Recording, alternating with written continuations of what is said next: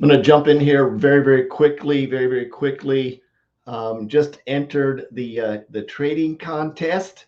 Have no idea where I'm at so far because I literally got everything set up. It was kicking my butt, just a lot of steps to go through.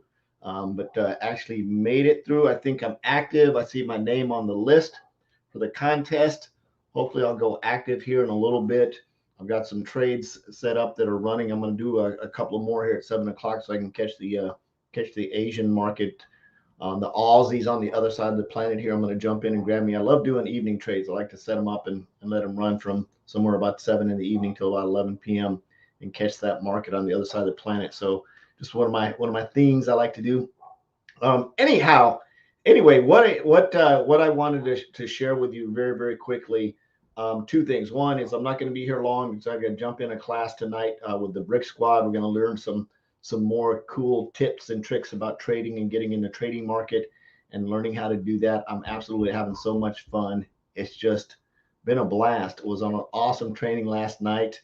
Um, Learning a lot more just about embracing candles and understanding which candles do what with which wicks go which way, and how they all work, and just eventually be able to put all this stuff together. So I'll be able to look at stuff and just say, bam, bam, bam, bam. I'm going to do this. I need to do that here, and it's going to be cool. But the more coolerific part of that is we've actually got a Trade Assist app that's coming out to help us. So that's freaking fire on top of that. So it'll help me confirm what my thought process is, sort of like validation process, which is going to be really, really cool. So if you've ever thought about wanting to learn how to trade, you can go to this link that's scrolling right across here on the bottom of the screen, itradefx.pro. There's a little 2-minute intro video to our educators there. Then there's a link that says learn more and go through. There's an interactive deal. And at the end of that, there's actually an enrollment link if you want to get started with the education platform. They have beginners, basics, intermediate, advanced. And like I said, we've got a live class this evening starting at 7 o'clock, or actually starting at 5 o'clock here in about 20 minutes. I'm excited to jump in board that. But what I wanted to talk about was knowing your numbers, right? Knowing your numbers. If you don't know me, my name is Forrest Knight. I'm a social media marketing strategist. I love helping small businesses and entrepreneurs and network marketers succeed online, whatever we need to get fixed. I try to do my best to help them fix that and move forward and have a success and make a profit. So check this out. One of the things that I noticed, and this isn't just with network marketers, is a lot of people is they don't know their numbers. If you don't know your numbers, it's going to be a very, very hard for you to know if you're moving away from or towards or doing any kind of thing at all, right? So had a call with this, and this isn't if this is you, and I think one of the reasons network marketers will say, oh, I want to earn, and I'm going to pick on network marketers a little bit because I am one, and I'll say any sales rep. It's very, very hard to set a goal when you have no idea what the activity is required to meet that goal. So, for example, in the car business, being in the car business, I would hear um, sales managers ask a brand new person out of the gate, "What's your car sales goal?" Ain't even sold one car, right? My answer to all the new car salespeople, if you're brand new and you've never sold a car before, and your sales manager says, "What's your goal?" Say to sell one car. And then once I figure that one out, I'm going to sell a second one. And when I get that one done, I'm going to sell a third one. And when I get that one, that should be your answer, right? Until you have a way to track. And it isn't to be a smart aleck, right? It's to actually be truthful because you have no idea how many cars you're going to sell. You've never sold one before. You've never done that. You don't know how many people. You don't know how many people you have to greet. You don't know how many presentations you have to do. You don't know how many demo cars you have. You have no clue. You have absolutely no idea, right? No idea. It's sort of like asking a triple jumper that's never triple jumped before, how far are you going to jump? I don't know. Let me run first and see how far I get on that. Then we can make some adjustments. I'll run again and jump. And then I'll maybe run another run and jump again. And eventually, hopefully, with training and skill and muscle and building muscles and things, I'll be able to jump farther every time. But right now, I have no clue. I don't know if I can jump 2 feet or 14 feet. I'd like to jump 25 feet, break all kinds of world records, but I don't know. I don't even know what the numbers are. If you're a triple jumper, I apologize.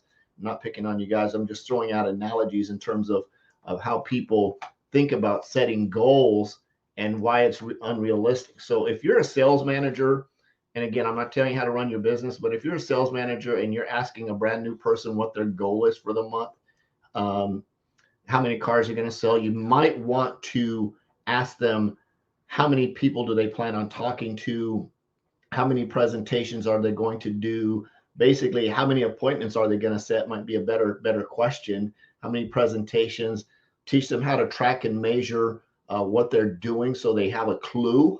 So they have a clue, so they, oh, I'm going to sell 25 cars, and then when they sell 10, they their integrity muscle goes all wackadoodle and they get all bummed out, and then they go hide on the back parking lot till you fire them, right? So don't set your people up for failure. So talking about network marketers, if you've got a financial goal that you want to reach, right? If you have a financial goal that you want to reach, it's hard to say I'm going to enroll a certain number of people, because that's, again, you have no control over what people are going to do. It'd be nice to, right? Like my personal goal is to empower 1,200 families here in the St. Louis market to earn a six-figure income over the next 5 years.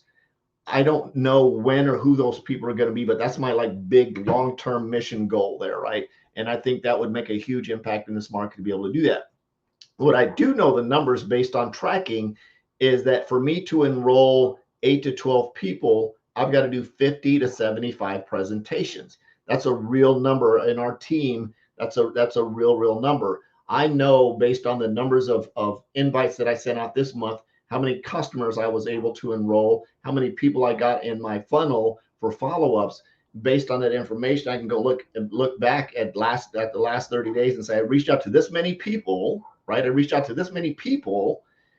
I did this. I asked this many people if they're open to looking at what I have. This number said yes. I can now put them on my spreadsheet, and then I can go into a follow-up process, right? So that goes back to we know we do 50 to 75 presentations. We're going to get 8 to 12 people that enroll or become customers. It just depends on which, either way, the number's about the same.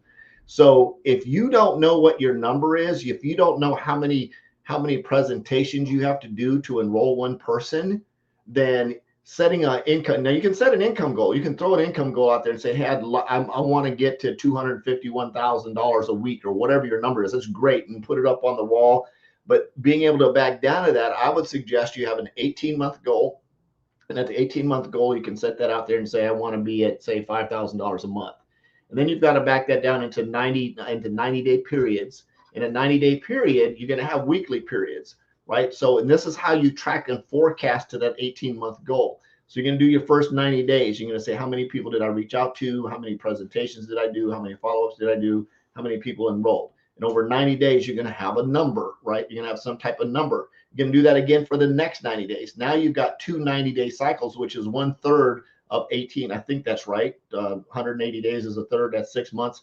Yeah, that's 6 months is a third of 1,800. Now you have a real good way to forecast, as long as you're continuously active, right? You can't say, well, I did 100 today, then 2 yesterday. You're going to have a funky, weird average, right? So whatever your number is, you need to look back at that and say, okay, I've got this many people over 180 days or 6-month time frame, and I got this results. Now you can forecast that forward to the next 90-day cycle. So here's a number that I want to throw out at you, and I'm going to wrap this up. If you're going to set an income goal, right? Whatever that income goal is, let's say it's $5,000 a month. Underneath that income goal is going to be a volume goal. How much volume do you need to do to get that to that income, right? How much volume do you have to do? Underneath that volume, you're going to have to know how many customers and reps that are going to do to support that volume. And you can get with your company and find out what the average rep volume is and what your average customer volume is, and you can just average those all together and fill in those circles. How many customers and reps do you have to support the volume, to support that income? And then here's the harder question: how many presentations do I need to do to get one person or one customer enrolled to fill in one of those circles to support that volume? And then how many people do I have to reach out to and have conversations with to get them to look at a presentation, to get them to support that volume, to support that income? I love you. I appreciate you. Hopefully you got some value out of what I just shared. And I strongly think if you're not doing this, you're afraid of doing the work. I'm just going to leave that right there. You really don't want to know what the answer is, because you really don't want to do the work. You just wish it happens on some type of magic fairy dust. So I challenge you to write down those numbers. I challenge you to figure out what it is and be realistic in what you're thinking about doing. I love you. I appreciate you. Have an absolutely awesome, awesome December. I'm excited.